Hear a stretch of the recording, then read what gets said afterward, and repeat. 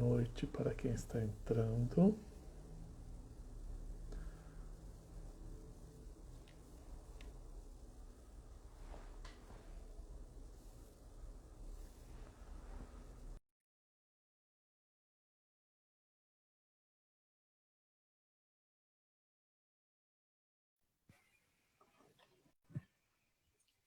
Boa noite, Jane. Olá, boa noite. Eu entrei ao vivo e estava atrapalhado com o Instagram me mandando um monte de avisos de coisas novas que eu não tinha visto ainda. Eu vi que você estava com o olhar fixado ali em alguma coisa. Gente, o que está acontecendo? Que ele me deu um monte de dicas que eu não pedi. Ele tá te ouvindo, tá te ouvindo. Seja bem-vinda. Sejam Obrigada bem-vindas todas novamente. as pessoas que estão entrando na live, né? Essa prometida live do Complexo de Herói que tinha ficado depois de falarmos do Complexo de Heroína. Para quem não conhece a Jana, eu vou diminuir as apresentações hoje, dizer que ela é maravilhosa e ler o perfil. Ah, não, pior, não, ler o perfil dela nas outras, né? Ou escuta lá, tem.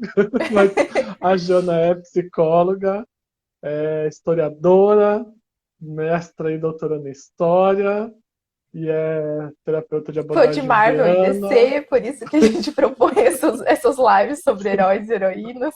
né? E a gente faz os cruzamentos da psicologia analítica com as heroínas e heróis da atualidade. Então a gente entra aí nessas loucuras. Acho bem legal, Jana, a gente talvez começar com uma coisa que eu tava pensando agora há pouco, assim, literalmente, antes de entrar, que é a gente explicar um pouquinho por que justo duas pessoas que brigam tanto, né, nas pautas de diversidade, de igualdade de gênero, por que fazer o complexo de heroína e o complexo de herói separados? Então, Robson, mas eu acho que, inclusive, tem prós e contras disso. Essa semana Uhum. mesmo eu falava com algumas pessoas e, inclusive, falei para alguns homens: olha, a live de complexo de heroína faz muito mais sentido para você do que vai fazer a de complexo de herói. Justamente porque não tem essa. Quando a gente pensa no feminino, no masculino, em ânimos, ânima, não tem essa diferença entre gênero, entre homens e mulheres.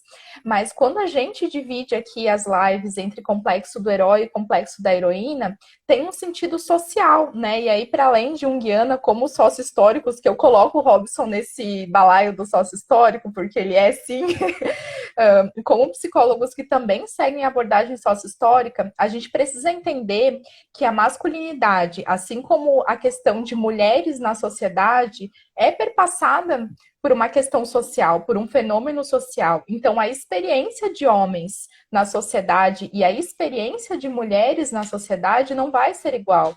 Né? Gostaria sim que a gente pudesse implodir com as categorias de gênero, não mais precisar considerar mulheres e homens em temáticas separadas, mas com toda a questão do patriarcado, do machismo, da desigualdade de gênero, a gente tem sim uma experiência diferente para homens e para mulheres na sociedade, mesmo quando a gente fala dos mesmos complexos, inclusive no julgamento social sobre a manifestação desses complexos, né? Então, o homem com o complexo de herói costuma ser valorizado, né, bem visto, enquanto muitas vezes as mulheres com complexo de heroína costumam ser vistas como centralizadoras, exageradas, controladoras e não valorizadas, né? Então, até no julgamento social que a gente faz da expressão desses complexos, a gente tem essa diferença entre como homens e mulheres são vistos.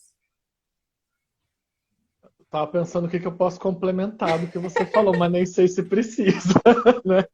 Mas é justamente isso, né? Tentando puxar um pouco mais de que a gente acaba separando, porque a gente tem aí uma história de humanidade, de literatura, de uma visão eurocentrada, né? Que vem para o Ocidente, que tem essa divisão de gênero ainda, então a gente está tentando desconstruir, mas ela ainda não está desconstruída, que é isso que você estava falando. E que como a gente parte disso, né, a gente, vamos lá, como você falou, tem aspectos sociais e culturais que fazem mais sentido dentro de algumas categorias de gênero ainda, porque ainda é como a maior parte da sociedade vive.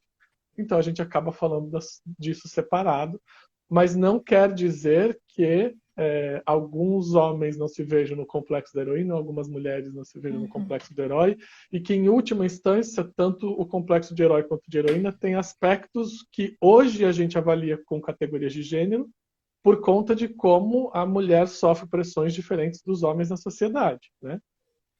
Por, por, por ter um aspecto social de como homens e mulheres são vistos.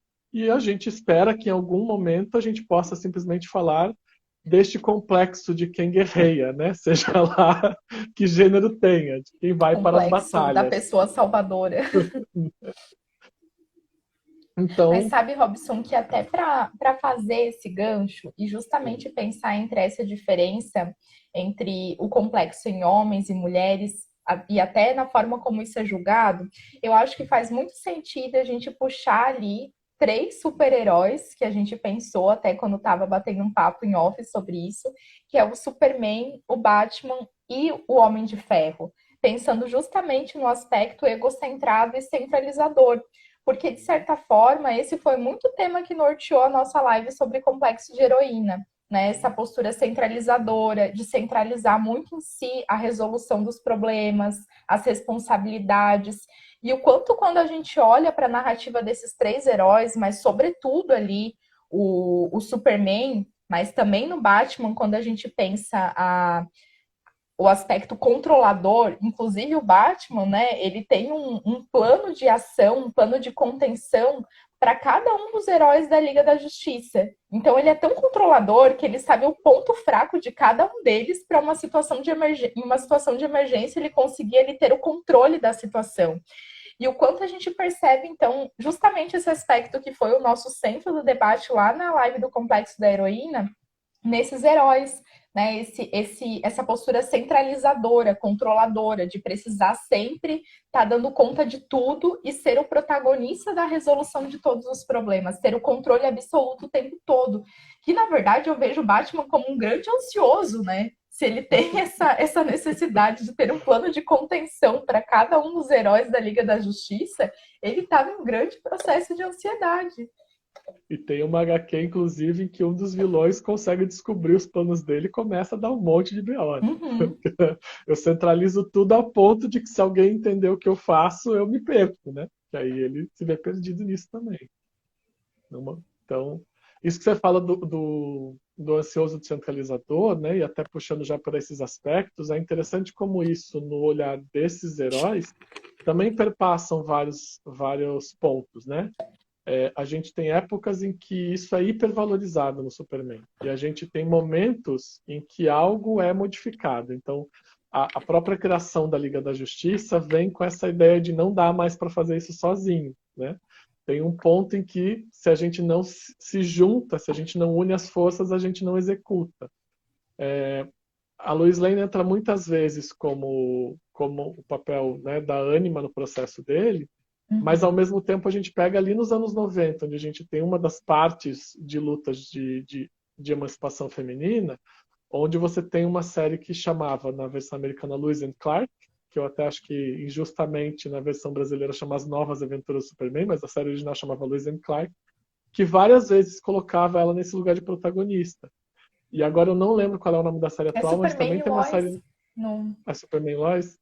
Então, Acho que que sim, também é. coloca que essa é a versão atual, né, de uma outra série, mas também com a mesma ideia. Então, ao mesmo tempo que ele muitas vezes está sendo valorizado nesse papel de poder, também tem releituras que digam, pera, também não dá para fazer isso sozinho, né, e a gente precisa que ele tenha um outro aspecto, né, que entenda essa parceria e que entenda muitas vezes, inclusive, a parceria do feminino. Uhum. E é muito bacana também, Robson, o quanto, apesar dessa postura centralizadora e super poderosa do Superman, é abordado a questão de ele ter uma fragilidade, né? Ele não é um herói construído diante de um aspecto de não ter fragilidade nenhuma. E aí o papel da Kryptonita, né, é muito interessante nesse contexto de mostrar que ele tem uma fragilidade, algo que eu não vejo no Batman. Porque o Batman, ele quase se protege de alguma forma de qualquer aspecto emocional, humano, a ponto de ele não demonstrar mais fragilidade e não demonstrar até emoções. Tanto que no último filme do Batman, eu não sei se é porque eu não simpatizo muito com aquele ator, porque ele não demonstra muitas emoções, parece que ele sempre tem a mesma cara, né? Ele ficou preso lá no Vampiro do Crepúsculo. Mas uma dificuldade que eu tive foi de perceber as emoções. E o personagem Batman realmente tem esse aspecto. Ele não demonstra emoções, ele é sempre frio, sombrio, e o quanto ele acaba se montando no aspecto. E aí a gente fala também de uma questão social de masculinidades no aspecto do poder financeiro. Tanto que ele tem uma fala onde perguntam: ah, e qual é o seu superpoder? Qual é o seu superpoder? E ele responde que o superpoder é ser rico. Então, o quanto o poder do Batman, e a gente também pode ver isso no Homem de Ferro, no início do personagem, né, antes ali do fim da vida dele, mas essa centralização no aspecto do poder financeiro, e o quanto é isso realmente muito presente na experiência de vida dos homens. Inclusive, o quanto isso causa sofrimento psíquico, essa ideia do sucesso, da realização, muito voltada para a ideia do poder financeiro, da conquista, do status financeiro. E a gente consegue enxergar isso exatamente como centro de poder, tanto do Batman quanto do Homem de Ferro. Sim. E aí, assim, né? A gente tem. Eu até lembrei quando você fala dessa frase, porque quem diz ela é o Ben Affleck, acho ele melhor que o ator atual. Mas sim, a gente não gosta do ator atual do Batman, desculpem quem gosta. E essa coisa do poder financeiro, apesar de também perpassar muito para algumas mulheres, a gente voltando para essa questão, até por que a gente pontuou separado. A gente tem relatos muito comuns, né? E aí não estou falando só do consultório para mim, para a Jana, mas para muitos relatos quando a gente conversa com grupos de pessoas que trabalham na psicologia, de quantas mulheres, quando ao mesmo tempo estão atrás desse poder, se sentem como farsas porque esse lugar só é dado aos homens, né? E quando um homem está nesse lugar, se espera que ele seja o máximo, né? E aí talvez seja um ponto do Batman que é interessante, que ter todo esse poder não traz, de fato, nenhum tipo de aprofundamento emocional e é onde ele vai justamente para o bloqueio, né? E quantos homens nessas posições de poder estão nesses bloqueios emocionais, né? E vivem as relações de maneiras onde o poder financeiro é o que pauta todas as relações e toda vez que isso pende para falhar, tudo desmorona. É bem interessante mesmo trazer isso, Robson, e pensar também essa diferença entre as motivações pela busca do poder financeiro por mulheres e por homens. Porque uma coisa bem perceptível como fenômeno social é que a trajetória de busca por poder financeiro na vida das mulheres está muito relacionada com a autonomia. Né? Até a gente pode entrar no tema de violência patrimonial e o quanto a não autonomia financeira na vida de mulheres acaba gerando, inclusive, a submissão a situações de violência em relacionamentos. Então, eu fico percebendo que a busca do poder financeiro na vida das mulheres, em grande parte das vezes, está relacionada com a busca de autonomia, enquanto na vida de muitos homens está mais relacionada com o status, com uma questão de poder social mesmo, e não necessariamente com a ideia de autonomia ou uma liberdade, né, para viver a sua vida da sua forma. É realmente uma questão de status e que é cobrada, né? É cobrada socialmente. Não é à toa, tem umas coisas assim muito perigosas, inclusive nos YouTubes da vida, que é inclusive uns YouTubers vendendo cursos caríssimos, categorizando os homens em hierarquias. Aí tem lá os Red Pills, os Shads, que são tipo os tops do rolê, e os inferiores. E tudo isso está baseado em umas categorias de masculinidade que tem a ver com poder financeiro, com jogos de conquista, com posturas sociais que estão, inclusive, muito relacionadas com uma masculinidade não saudável, mas o quanto isso vem sido vendido e, inclusive, pautado na ideia de que os homens, para chegar nesse status top da masculinidade, como eles colocam lá, precisam ter o poder financeiro, precisam ter a estabilidade financeira enquanto um status social de sucesso e masculinidade bem-sucedida. Então, o quanto isso realmente continua sendo imposto socialmente, o status financeiro como algo importante para uma masculinidade bem-sucedida. E aí, usando o próprio fenômeno do Batman e do Homem de Ferro, né? É um poder financeiro que, ao invés de te permitir a liberdade, te coloca em situações de obrigações que você não tem liberdade nenhuma para ser de fato quem você gostaria de ser.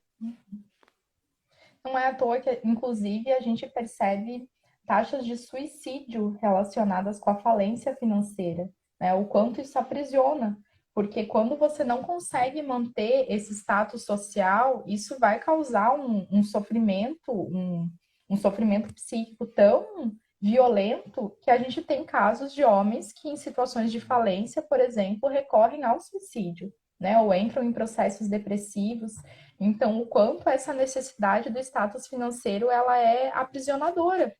Mas até pegando o gancho do Batman, assim, tem um outro aspecto muito interessante que a gente consegue observar no personagem, que eu acho que o último filme tentou criticar e até reverter um pouco, que é a busca por vingança, né? Então, no último filme, isso até vem à tona do quanto a jornada desse herói ela não está pautada em se tornar alguém melhor, como a gente entende na mitologia, né? Que o herói ele parte numa jornada para descobrir algo sobre si mesmo, para recorrer a um grande conhecimento que precisa ser acessado. Então, o quanto o Batman se dá conta que toda a jornada dele ali, na verdade, estava pautada num sentimento de vingança.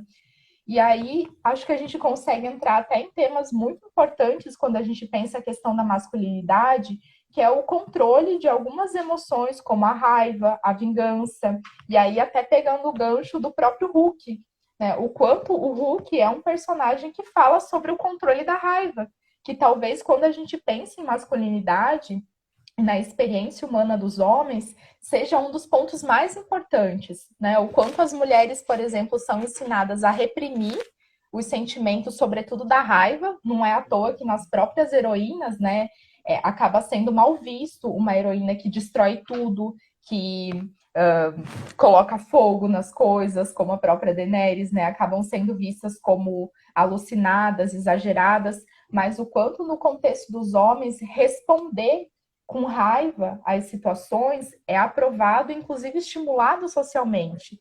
Né? Então, o quanto é possível ver tanto na trajetória de busca de vingança do Batman, mas também na expressão do Hulk, essa dificuldade em controlar a raiva e não entender que a emoção pode ser vivida, mas ela não pode ser expressada com toda essa intensidade. Quando você fala disso, a gente volta, infelizmente, para os padrões de gênero sociais mesmo, né? Eu acredito que você pode ter uma experiência semelhante, a gente não conversou especificamente sobre isso ainda, né? Mas para mim é muito comum perceber na clínica quantas vezes com uma mulher a gente precisa trabalhar a liberação de uma raiva que ela nunca se permitiu sentir, e essa raiva que poderia e deveria vir, que estaria no local certo, vai virando tristeza, vai virando ansiedade, vai virando outra coisa, né? E o quanto, e eu não estou dizendo para todas as mulheres, tá? Estou dizendo que para algumas e também pode acontecer com alguns homens, mas estou falando de uma coisa que é mais comum no aspecto de gênero por questões culturais, para quem estiver ouvindo ou vendo. E o quanto muitas vezes a gente percebe que alguns homens, ou muitos homens, vêm para a clínica com sensações de ansiedade que vêm de uma raiva, mas porque sequer conseguem nominar os outros sentimentos. Porque frustração vira raiva, tristeza vira raiva, porque o único caminho que foi conhecido para esses homens foi de que qualquer sentimento ruim precisa virar raiva e violência, né? Porque aí é raiva, até eu explodir de raiva e virar uma violência. E sem possibilidade, inclusive, de acessar os outros sentimentos. E precisar fazer um aprendizado emocional que poderia e deveria ter acontecido lá na infância, vir na idade adulta e entender que eu não posso sentir só raiva, porque se todas as minhas emoções virarem raiva, eu não vou nunca sair desse acesso, né? Que é a explosão de raiva do Hulk, que vem o tempo todo, como você trouxe pelo símbolo dele ali.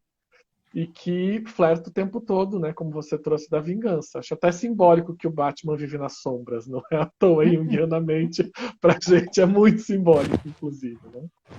E o Hulk é o momento da explosão em que não dá conta nem de ficar na sombra, né? Onde eu não quero ser visto daquela forma, mas é a única coisa que eu consigo exprimir. É a única coisa que eu consigo pôr para fora é essa raiva toda em forma de explosão e onde todo mundo vê um monstro. Mas diferente. É interessante, Robson, porque até algumas situações as quais o Hulk ele deveria responder com tristeza, ele responde com explosão de raiva. Né? Então, em muitos contextos ali, a gente começa a perceber que a emoção coerente seria a tristeza, né? Seria o luto, o pesar, mas não, ele acaba respondendo sempre com explosões de raiva. E é muito bacana também perceber a integração da sombra no Hulk. Porque quando a gente chega no professor Hulk, né, que apareceu recentemente nos filmes, a gente vê o Homem Verde, né, ele enorme, gigante, verde, mas com óculos, com a fala doce e com o porte do professor, né, do professor Hulk, mas ao mesmo tempo mantendo a força, ou seja, controlar a raiva não é abdicar da força, né? Não é você se tornar alguém fraco, fragilizado, mas é você conseguir utilizar essa força de forma adequada e nos momentos convenientes, deixando que isso esteja sob o seu controle, não que isso te controle, né? Como é a ideia não saudável dos complexos, quando a gente pensa na possessão pelo complexo, que é quando aquilo passa a ter um controle sobre você, sobre todos os aspectos da tua vida. Quando o Hulk, né, nas suas explosões de raiva, acabava perdendo o controle, ele nem se lembra o que ele fez depois, né, ele acabava sendo possuído por aquele sentimento de raiva, diferente do professor Hulk, que continua tendo ali a força física, mas ele consegue ter um controle sobre isso, ele não é tomado pelo sentimento de raiva. Né, ele consegue usar de forma coerente, de forma saudável. Então, é muito bacana que a gente consegue ver esse processo de integração da sombra ao mesmo tempo que o herói passa a viver isso de uma forma saudável. Da mesma forma que também acontece com o próprio Homem de Ferro, né, no Vingadores Ultimato, e é interessante que isso acontece antes da morte do herói, mas o quanto ele abdica de todo aquele patrimônio, de todo aquele castelo vazio, e ele vai morar numa fazenda, ele se casa, ele tem uma filha, então ele muda todo o centro da vida, né? E ele se coloca como uma pessoa muito mais realizada. Não é à toa que ele não quer ir para a batalha, né? Porque fica explícito ali que ele está muito feliz na vida que ele está vivendo e ele tem medo de morrer, ele não quer abrir mão daquilo. Mas o quanto, então, tem essa no personagem também a ressignificação desses aspectos, do tipo, não era aquele patrimônio financeiro que trazia realmente felicidade e realização. Né? E aí um contexto completamente diferente disso é onde ele encontra esses sentimentos, é onde ele encontra essa qualidade de vida, essa felicidade. Tô pensando que ganchos a gente vai agora, ou se a gente vai para alguma outro personagem para pegar outros aspectos, porque a gente deu uma fechada um pouco, né, nesse Eu estudo. acho que a gente podia puxar o gancho do contraste. Eu acho que só para fechar a coisa do Hulk, assim, não é incomum a gente ouvir, e aí mais até de homens do que de mulheres, essa coisa de dizer que ficou cego de raiva, né?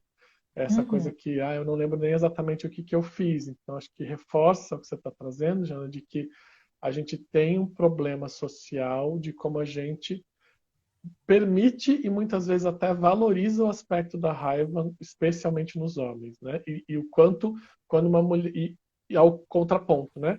Que é quando a mulher sente raiva, a gente trata como alucinada, louca, como você já trouxe. Então, reequilibrar as emoções tanto nos homens quanto nas mulheres, ou até com as pessoas que não se veem nem como homens nem como as mulheres, é a gente achar que todas as emoções são válidas a todo tempo. Então, só que elas têm as suas medidas, né? A gente não vai se uhum. entregar para cada uma delas, especialmente porque nos trazem prejuízos, não só emocionais, mas até sociais. Então, quando você fala de onde é possível chegar, né? Quer dizer, eu integro essa raiva de um jeito que ela me traz benefício, ao mesmo tempo eu faço um controle. Não quer dizer que eu nunca mais vou sentir raiva, quer dizer que eu passo a entender que qual é o tamanho que ela tem dentro de mim para que Uhum. ela me sirva a um propósito e não para que ela me domine. E pensando no gancho, Robson, eu pensei muito em trazer o contraste entre o saudável e o não saudável, entre os extremos. Porque, assim, a gente está falando desses aspectos de masculinidade controladora, que tem essa coisa da centralização em si, do aspecto egocentrado, como um extremo. Mas, ao mesmo tempo, esses aspectos, como a gente até falou nessa transição do Hulk para o professor Hulk, né, onde ele alcança um aspecto saudável do seu potencial, mas esses aspectos de controlar, de resolver problemas, de trazer para si também problemas que precisam ser resolvidos, em alguma medida, eles também podem ser experimentados de uma forma saudável. Porque o extremo oposto disso também não é legal, quando a gente pensa na síndrome do Peter Pan do Homem-Aranha, por exemplo. Né? Então, não é à toa que o Homem-Aranha ele precisa passar por situações extremamente dolorosas para conseguir aprender que com grandes poderes vem grandes responsabilidades. Porque a saga do Homem-Aranha é muito a coisa da imaturidade, não é à toa que ele é um adolescente, né? O personagem é um adolescente, mas mostra muito esse aspecto daquele que, para resolver um problema, causa outro, que não consegue dar conta dos problemas a serem resolvidos, não consegue assumir responsabilidades, não consegue agir de uma forma madura. Ou seja, o extremo oposto do Superman, que é aquele que não toma nada para si e que não consegue crescer, que fica nessa síndrome do Peter Pan, também acaba não sendo algo saudável e positivo. Eu vou até confessar que eu prefiro a versão do Homem-Aranha mais tradicional, em que ele é estudante universitário e não adolescente. Não Até porque eu colegial. acho muito simbólico ele ser pueril, né? Ele ter essa coisa infantilizada sendo um estudante universitário. Quer dizer, é um adulto jovem, mas que Uhum. não consegue assumir responsabilidades. E se a gente pegar ali pelos primeiros HQs até as primeiras versões de filme, ele só entende que ele precisa assumir responsabilidade quando, por não usar o seu poder para um benefício coletivo e apenas em benefício próprio, o tio dele é assassinado por alguém que ele deixou de prender. Né? Então tem um momento das primeiras versões disso em que ele é uma pessoa adulta que teoricamente deveria ter um senso de responsabilidade, mas que escolhe usar o poder que ele recebeu para fazer lutas e ganhar dinheiro, e ele deixa de prender um assaltante, porque tem uma rixa, enfim, que não vem ao caso no momento, mas que justamente esse assaltante que ele poderia ter levado à prisão e não levou, é que acaba matando o tio dele.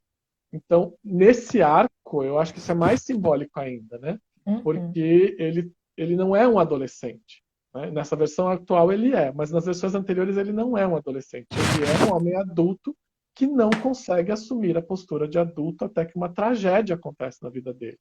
E aí, quando ele assume, ele também assume de um jeito que volta para essa coisa de então eu não posso pôr ninguém em risco. Aí pula para o outro extremo. E ele Uhum. oscila nesses extremos por muito tempo, até que em algumas versões, né, de HQ e também numa fechamento de filme, ele consegue, aí sim, falar para algumas pessoas, especialmente para a namorada, que no filme é a primeira, mas nos HQ já é a segunda, a terceira, que diz assim, até porque numa das primeiras, a primeira namorada dele de HQ também é assassinada, então tem uma história de tragédias na vida dele diferente nos HQs dos filmes, mas são as tragédias que constroem que ele se fortaleça. E aí tem um ponto também importante, né, dessa ideia da jornada do herói, que é entender que vão acontecer tragédias, assim como na jornada do heroína. Quer dizer, coisas ruins vão acontecer. Agora é como eu lido com elas. E no caso Uhum. especificamente dele, apesar de em algum momento ir para esse extremo do isolamento, o isolamento também faz parte de como ele cresce para entender o processo dele, porque ele saiu do pueril de quem não assumia responsabilidade para um excesso de responsabilidades para achar um meio termo. E ele não vai para esse olhar da vingança e da raiva constante. Então ele faz o luto, ele tem uma trajetória mais humana, a meu ver, Uhum. especialmente nas HQs. Não é à toa que ele é um amigão da vizinhança, né? Ele tem esse aspecto muito humano. Mas é interessante até o uso da palavra responsabilidade, que é algo que eu costumo falar muito, principalmente na clínica, para a gente conseguir ter esse processo de diferenciar a culpa da responsabilidade. Porque a culpa, em alguns contextos, ela é inclusive muito confortável, né? Você pode se colocar num lugar, construir uma narrativa dolorosa, triste, com esse peso da culpa, mas não fazer nada com relação a isso. Então é só quando o Homem-Aranha realmente aprende que a culpa não vai fazer com que ele resolva as coisas e comece a assumir as suas atitudes enquanto responsabilidades, né? Atitude, consequência e o que fazer para consertar toda a tragédia, é que ele começa a assumir uma postura mais madura. Né? Enquanto ele era permeado ali pelo sentimento de culpa, isso não levava a muitos lugares. Pelo contrário, né? Pode levar, inclusive, a lugares danosos que vão contra essa perspectiva de conseguir amadurecer e assumir responsabilidades. Mas é interessante que o Homem-Aranha tem muito esse aspecto da ingenuidade, né? Então, não necessariamente ele tem essas posturas por maldade ou por malícia.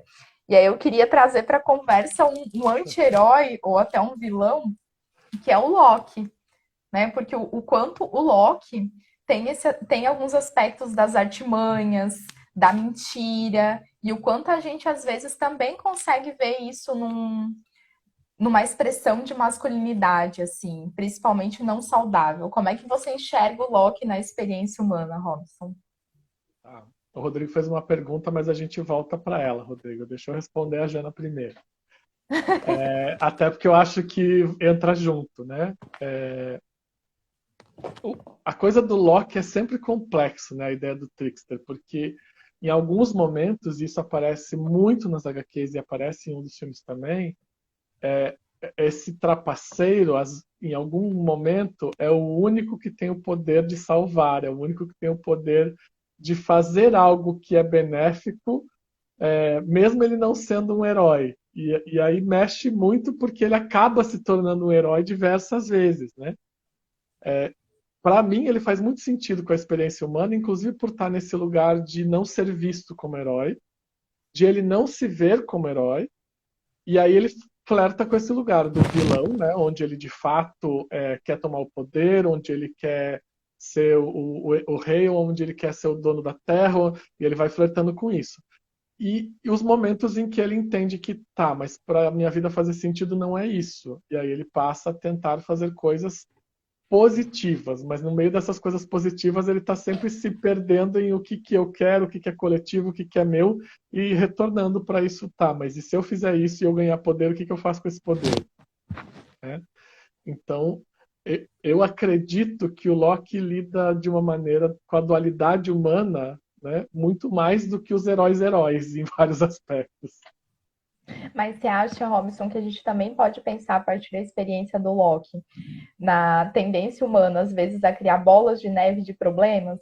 Do tipo, quando ele precisa resolver algum problema, ele acaba recorrendo para uns caminhos não muito legais, como a mentira, por exemplo, né? Ou seja, eu preciso resolver alguma coisa. Ao invés de eu partir para negociação, para honestidade, para assumir responsabilidades, eu crio uma mentira gigantesca em torno disso e acabo gerando um problema ainda maior. O quanto isso às vezes reflete também a falta da perspectiva de maturidade de conseguir assumir responsabilidades e conseguir arcar com as verdades também. O mundo de mentiras que o Loki constrói também tem um aspecto humano que às vezes é presente. Tá? Quando você perguntou, eu não tinha pensado por este lado, mas faz muito sentido sim, né? Sim, porque toda vez que ele faz uma artimanha que de fato é uma mentira, né, e boa parte das vezes é para conquistar algo, ele vai embolando uma mentira na outra até ele não dar conta das próprias mentiras. Né? Isso acontece no Loki e acontece em alguns momentos na história do Homem-Aranha também. Até quando ele está tentando manter a identidade secreta e ele começa a enrolar a Tia May, tem horas que ele está todo enrolado na própria mentira. Então não é só o Loki que tem esse aspecto. Né? Acho que ele é um mentiroso patológico, o Loki, inclusive, Sim. né? Tem essa coisa de um desejo, uma tendência a contar mentiras de forma patológica. Ele não consegue se desviar disso. E até acho que tem uma coisa que engata do Loki com a questão da tragédia também, que para a gente responder ao Rodrigo, não deixar ele passar muito para lá, né? O Rodrigo perguntou que trazendo para a vida real, estava falando da questão das tragédias do Homem-Aranha. Só conseguimos desenvolver nossa maturidade após uma tragédia? Trazendo para o Loki, em várias versões dele, a tragédia começa, né, quando ele entende que ele foi adotado e não sabia, e que ele foi alvo de um fruto de uma guerra, e toda uma questão é a tragédia que coloca ele na sombra, é a tragédia que coloca ele no processo da mentira, no processo de entender que ele, apesar de estar criado naquela família, ele não entende que é dali, e aí tem isso também, né? Quando ele entende que tudo que ele viveu é uma mentira. E aí ele transforma a vida dele mais ainda em mentira, ao invés de tentar sair dela. Então é uma tragédia que ele descobre e que não obrigatoriamente traz maturidade. Assim como a gente pode pegar aspectos de histórias de heróis, e aí tanto da mitologia, ou mesmo pensando assim, né? A maior parte das histórias de heróis tem tragédias, em algum grau. Mas se a gente pegar o próprio Superman, tá, a explosão do universo dele foi uma tragédia. Mas a vivência dele enquanto criança, adolescente com os pais, teoricamente não foi. Foi basicamente normal, exceto por ele ser um alienígena super forte. Mas foi uma adoção maravilhosa. Ele não tem problemas, né, de tragédias com esses pais, por exemplo, com esse pai e essa mãe. Então, o que define a maturidade não é a tragédia. Eu acho que isso, talvez para tentar responder o que o Rodrigo perguntou. Mas é perceptível como tragédias podem trazer olhares diferentes e que podem levar, sim, para um olhar de maturidade, para um olhar positivo, mas também podem levar para sombras, inclusive, como eu já falou, para os quadros de depressão, a ponto de levar para um suicídio. Então, como a gente vivencia as tragédias, porque todos nós, né, todas as pessoas vão ter em algum momento alguma tragédia em sua vida, é que vai fazer diferença. E não o fato de existir ou não. Agora, dá para construir maturidade sem tragédia? Dá, mas tem um monte de coisas que vão acontecer na vida e entendendo que em algum momento vai ter uma tragédia. Ninguém passa pela vida sem tragédia nenhuma. Ninguém passa pela vida sem perder ninguém. Ninguém passa pela vida sem lutos. Tem um videozinho até que há um tempo atrás eu te mandei, Robson, que é bem interessante, porque é um junguiano falando que histórias de vilões e de heróis perpassam por tragédias e sofrimentos. E a diferença entre vilões e heróis vai ser que o herói olha para essa tragédia e pensa nela a partir da perspectiva de não querer que ninguém mais passe por isso, e o vilão olha para essa tragédia partindo da perspectiva de querer que todo mundo sinta essa dor. Né? Então, o quanto essa questão da tragédia realmente é uma experiência humana, mas a forma como cada um lida com ela é muito diferente, inclusive, né, tomando as responsabilidades para si ou tentando encontrar culpados, né? E aí partindo para essa narrativa de vingança, como é o que ocorre com o Batman, né? Mas eu quero plantar agora uma semente da polêmica, que eu não queria deixar acabar a live sem trazer esse assunto, eu acho que ele pode render pano para manga, que é falar sobre o Thor, que está aí no centro, né, das hashtags por conta do filme recente. E trazer uma coisa muito importante para a gente pensar sobre o Thor, que é a questão do padrão estético socialmente imposto, porque a gente se preocupa muito com isso quando a gente pensa na vida das mulheres em sociedade, né? Toda essa questão da cobrança estética, dos padrões, do que é bonito, do que é desejado, o quanto a competitividade pelas imagens até do próprio Instagram traz um sofrimento psíquico de ficar olhando para imagens daquilo que é o padrão de beleza, tentando alcançar esse padrão que é inatingível, mas pouco se fala o quanto isso tem afetado também a vida dos homens. Né? E aí, por que trazer isso no contexto do Thor? Justamente porque o Thor, quando ele passa ali por um momento depressivo, né, e de isolamento, ele fica justamente com um aspecto que é colocado como não padrão de beleza masculino. É onde a barriga dele cresce, ele deixa a barba grande, deixa de se arrumar, né? Ele fica ali com camisetões, largado no sofá tomando a sua cervejinha. E em compensação, quando ele sai desse processo de sofrimento, né, ou desse processo depressivo, ele aparece gigante, forte, musculoso. E o quanto o personagem é principalmente retratado pela questão da beleza física, assim.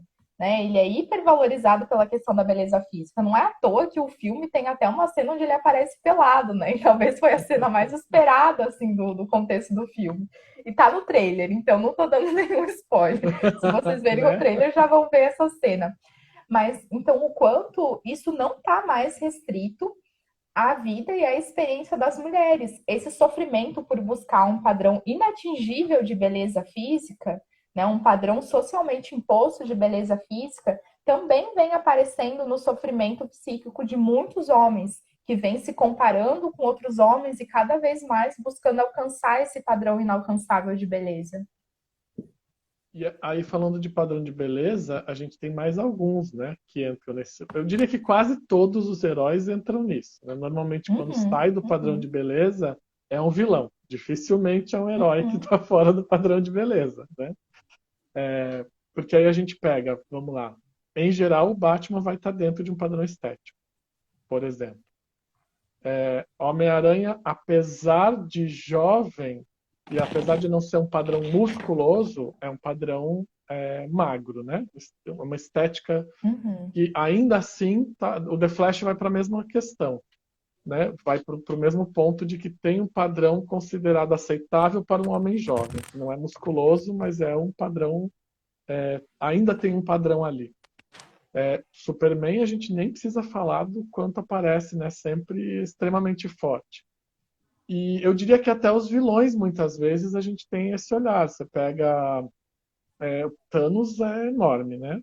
Uhum. Apocalipse, apesar de um monstro também. Se a gente for buscando por isso, tem um padrão, e é um padrão antigo das HQ já, né? De que essa coisa sempre é excessivamente musculosa, que mostra um padrão de força, inclusive, porque a gente volta para aquele ciclo, né?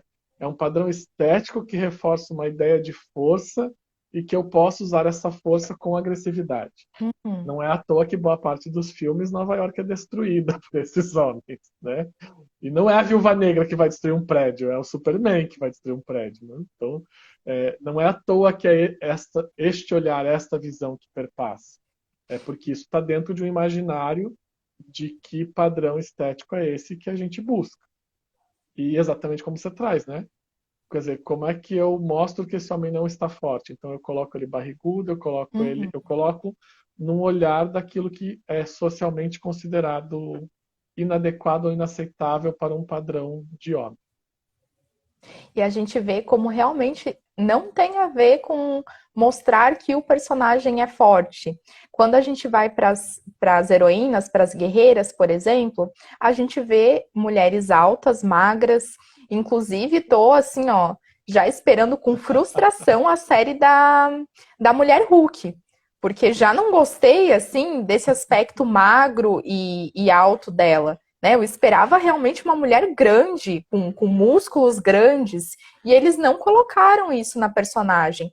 Então, entendo que tem até alguns quadrinhos que trazem ela assim, mas também tem outros quadrinhos onde realmente trazem ela como uma mulher grande, forte, muscularmente forte, né? Então, o quanto as heroínas, por mais fortes que elas sejam, elas não têm essa estrutura muscular exacerbada, mas quando a gente pensa nos heróis, isso é hipervalorizado, né? E trouxe o Thor como exemplo justamente porque ele foi quem passou por essa transição.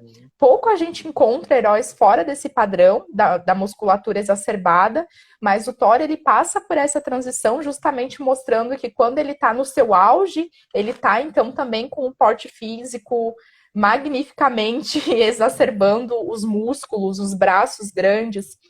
E isso também está presente, né, na experiência humana dos homens. Essa busca por um padrão físico considerado adequado ou imposto pelos padrões de beleza também acaba se fazendo muito presente.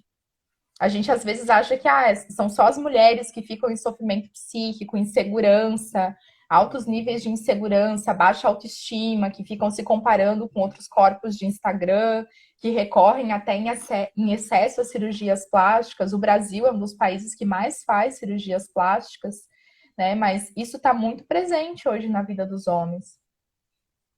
E são padrões estéticos que vão modificando-se a cada tempo, né? Tanto para homens quanto para mulheres. Uhum.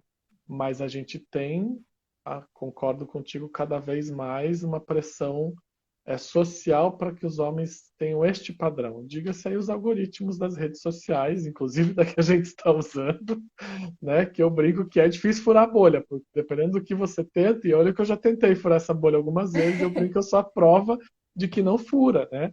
Quer dizer, você pode seguir, por exemplo, eu sigo várias pessoas gordas e ele continua me oferecendo sempre o padrão de perfil de pessoas saradas.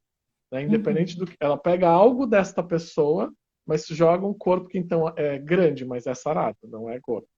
Joga e vai criando coisas nesse formato. Isso só para falar especificamente disso. Nem vou entrar em outras questões aí de racismo, que também tem as suas nuances aí dentro das bolhas, né?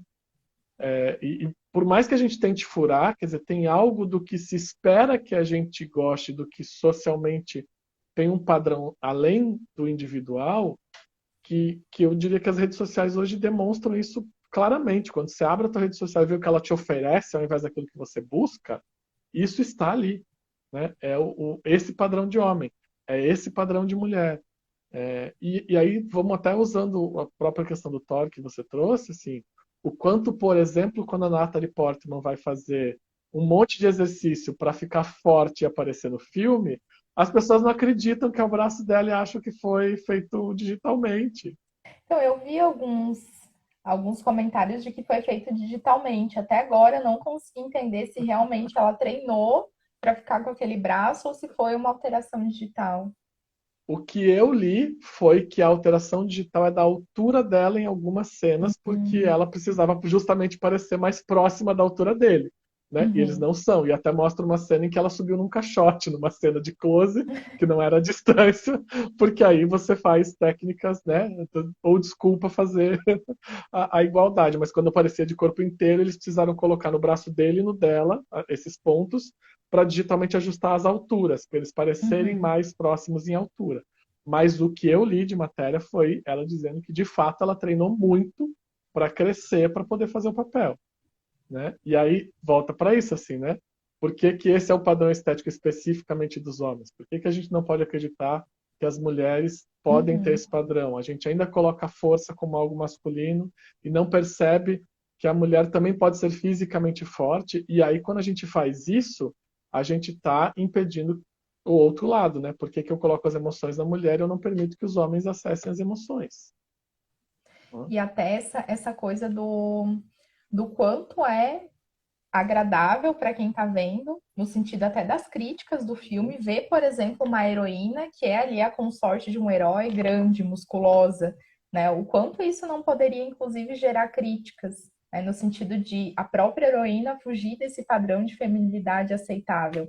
Então, é realmente interessante perceber o quanto isso é atribuído aos homens como valoroso, como bonito, mas ao mesmo tempo é negado às mulheres como possibilidade de ser corporalmente falando. E é interessante que alguns filmes de animação da Mulher Maravilha e uma série das HQs, ela aparece com essa estética. E são algumas das que recebem muitas críticas. Uhum, Né? A uhum. crítica nem sempre está focada na estética dela. Mas toda vez que a crítica é da estética, é como se ela está muito masculinizada. Porque se tem a ideia de que se tem músculo, é masculino. Né? E aí o homem que não tem músculo não é masculino o suficiente. Isso está nessa estética que é colocada culturalmente e que, vamos lá, uma pessoa pode ser extremamente forte e não ser musculosa. Você pode ter uma pessoa que tem músculos grandes e que não tem força. É, a gente Se a gente for estudar sobre como tudo isso funciona, a gente sabe disso, né?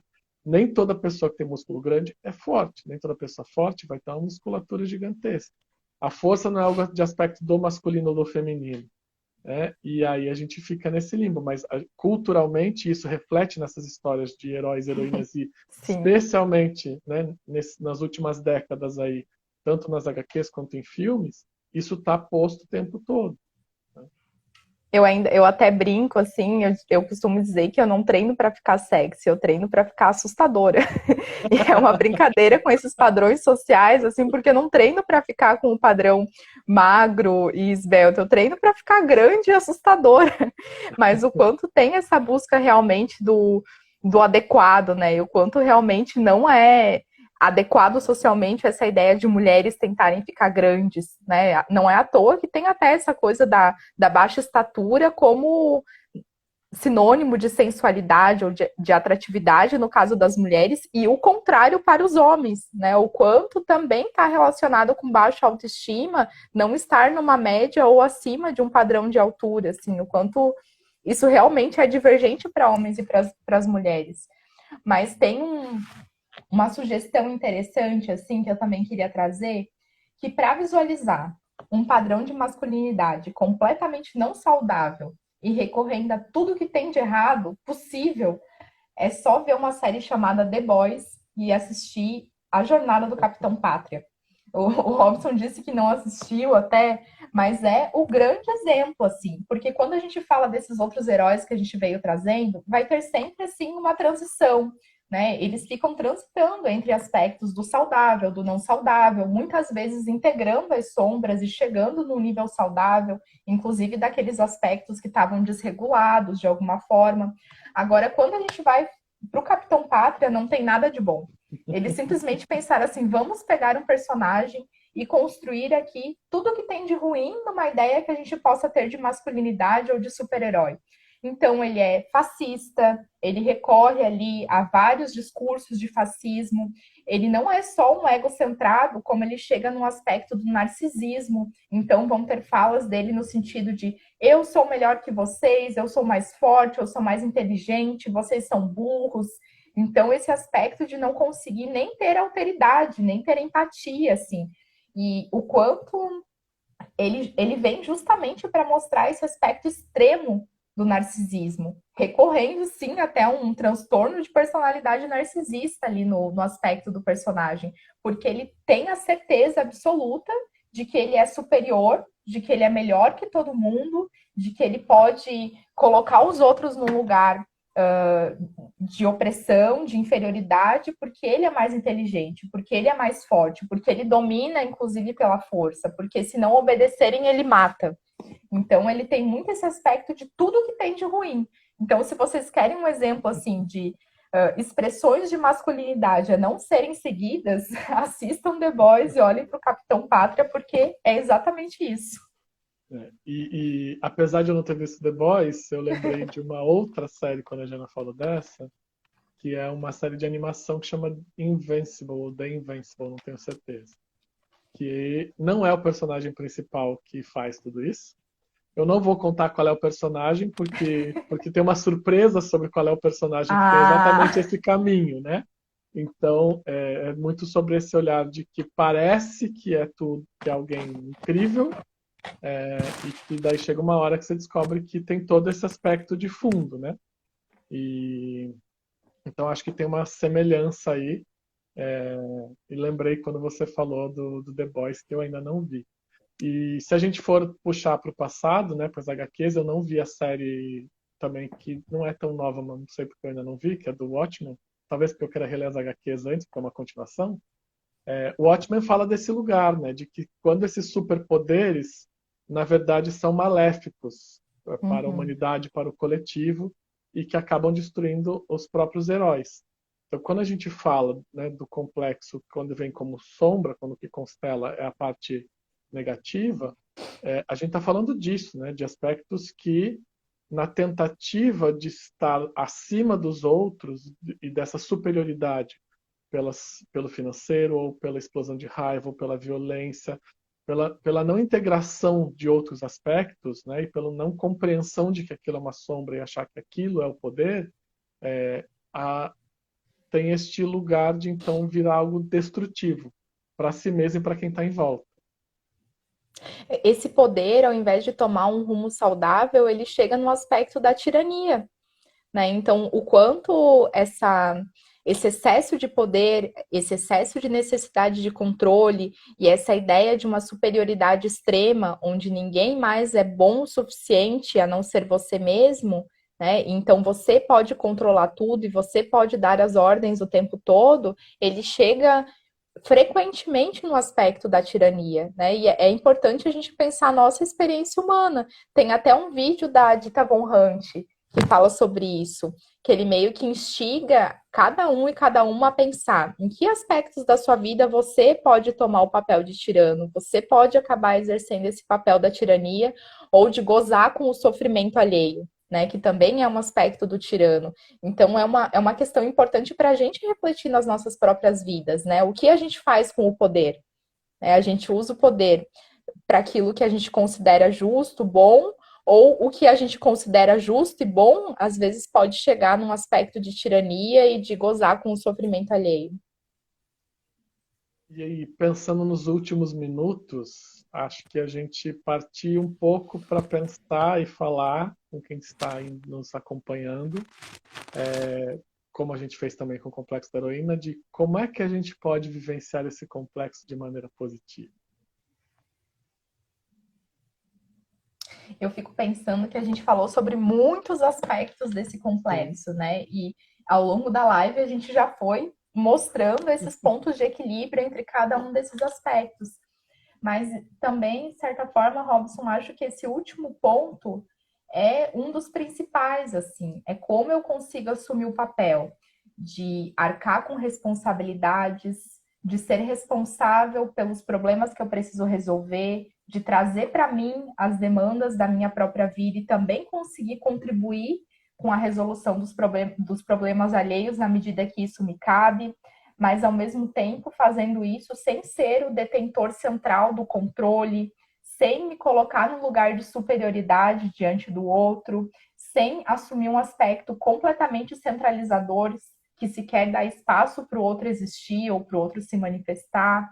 Então eu fico pensando que a gente está falando de limiares de exercício de poder, né? E o quanto existem formas de exercer poder sem necessariamente entrar numa relação de desigualdade, mas sim de autonomia, de independência, de assumir o papel daquele que resolve os seus problemas, ao mesmo tempo que não entra nesse aspecto da violência, da falta do controle da raiva, de um aspecto de superioridade ou narcisismo. Eu estava pensando aqui enquanto você falava também, que essa é uma das coisas que talvez também faça a gente ter separado a heroína do herói, além de tudo que a gente já falou, né? Que quando a heroína não aceita ajuda, ou quando ela não aceita compartilhar né, da responsabilidade, tem muito a ver, quando a gente trouxe, com o se sentir responsável pelo cuidado. E normalmente na jornada do herói, quando ele não aceita compartilhar responsabilidade ou não aceita, né, ajuda, tem muito a ver com uma relação de poder e força e de não mostrar fragilidade, mas não porque eu preciso cuidar, mas porque eu preciso me manter no poder, porque eu preciso subjugar. Então é nesse aspecto onde entra o social para o individual, que tem essa diferença, né, de por que eu centralizo isso. De uma forma ou de outra, tem uma centralidade, um não aceitar ajuda e não solicitar ajuda, e não se permitir compartilhar, mas as nuances que levam para isso são diferentes. Né? Voltamos para aquilo, não é para todo homem que é assim, não é para toda mulher que é assim. São de padrões mais comuns por conta de padrões sociais de gênero. E que vem Então, da educação também, né, Robson? A ideia de menino não chora, não pode chorar, nem tá doendo. Então, como você, enquanto homem, vai demonstrar fragilidade, né? Ou vai pedir ajuda se você precisa dar conta sozinho o tempo todo, se você não pode chorar, se você não pode sentir dor. e quando a gente fala das integrações, volta para o que você falou, né? Assim, acho que no mundo dos super-heróis, dos HQs e dos filmes, tem idas e vindas, né? Diferente do que a gente escolheu naquele momento para falar especificamente das heroínas, que primeiro foi a Mulher Maravilha e depois com a Wanda, que é a Feiticeira Escarlate, que elas têm uma construção mais linear. É muito visível que nos heróis masculinos essas construções não são lineares, né? Elas ficam em idas e vindas. E aí tem aspectos que a gente pode relacionar também com as vivências, e eu me pergunto se realmente nós homens não fazemos essa bagunça mais do que as mulheres na nossa jornada, né? Até pelo que você falou, porque as pressões sociais batem de outra maneira e batem muito negativamente nesse reforço desse tipo de masculinidade. Porque dá uma sensação de que toda vez que um de nós homens está achando um caminho para sair disso, tem toda uma questão social que puxa de volta, né? E que quando a mulher vai para esse caminho da heroína e ela entende esse processo, ela não é mais difícil ela voltar atrás. E parece que nós homens estamos o tempo todo flertando com essa possibilidade de voltar para esse lugar do poder tirano, né? E eu vim com a minha blusinha da Aquaman aqui, a gente nem conseguiu falar sobre ele. Podemos tentar, e tem uns vai dias precisar ter que o a parte Instagram deixa a 2, gente passar. vai precisar ter a parte 2 dessa live, porque ainda tem muito pano pra manga, né, pra render nesse debate. Teve a parte 1 e parte 2 do Complexo de Heroína, acho que merece uma parte 2 aí do herói. Até hoje chateado que a parte 1 só ficou os últimos 20 minutos salvo. Não esqueça de salvar o Robson, por favor. Mas eu não esqueci da outra vez, aí a internet caiu, não foi culpa. Já, tem bastante gente que já me falou que não ia conseguir ver ao vivo e vai estar esperando na versão gravada. Mas quero aproveitar esses segundinhos finais para te agradecer muito pelo convite, pela parceria de sempre, Robson. Agradecer todo mundo também que esteve com a gente aqui no ao vivo, ou que vai ver depois na gravação. E aguardem cenas dos próximos capítulos. Você citou um dos vídeos que você já me mandou na live, depois coloca lá nos comentários também, para o pessoal poder ver quem tiver interesse, né? Por favor. E tem uma live também que tem a ver com isso, que eu quero indicar, que é uma live que eu fiz recentemente com colegas de curso sobre o Doutor Estranho. E fala muito desse padrão de masculinidade, workaholic, o trabalho como centro da vida. Daria para falar muito ainda do Doutor Estranho. Sim. Mas tem esse aspecto da diferença entre o feiticeiro e a bruxa, que também passa por uma questão de gênero, assim. Então vão lá também para assistir, que tem debate sobre Doutor Estranho. Você falou disso, a gente nem falou dele, mas eu vou ter que falar. Acho muito justo quando ela diz pra ele: você fez a mesma coisa que eu e você é o herói, eu sou a vilã. Muito justo quando ela fala isso. Tá? Muito pesado. Mas quero te agradecer também de novo, Jana. Acho que a gente vai ter muitas outras possibilidades aí. Você já deixou a brecha pra gente fazer o 2 daqui a algum tempo, né? Até porque tem, né, outros heróis, mais questões. E quero que você possa, sempre que você quiser também, participar comigo ou me chamar para participar de atividades que você acha importante. E é isso por hoje. Obrigada, Robson. Obrigada, gente. Boa noite. Obrigado para todas as pessoas que passaram por aqui ou que ficaram por aqui, também para quem for ver depois. Tchau, gente.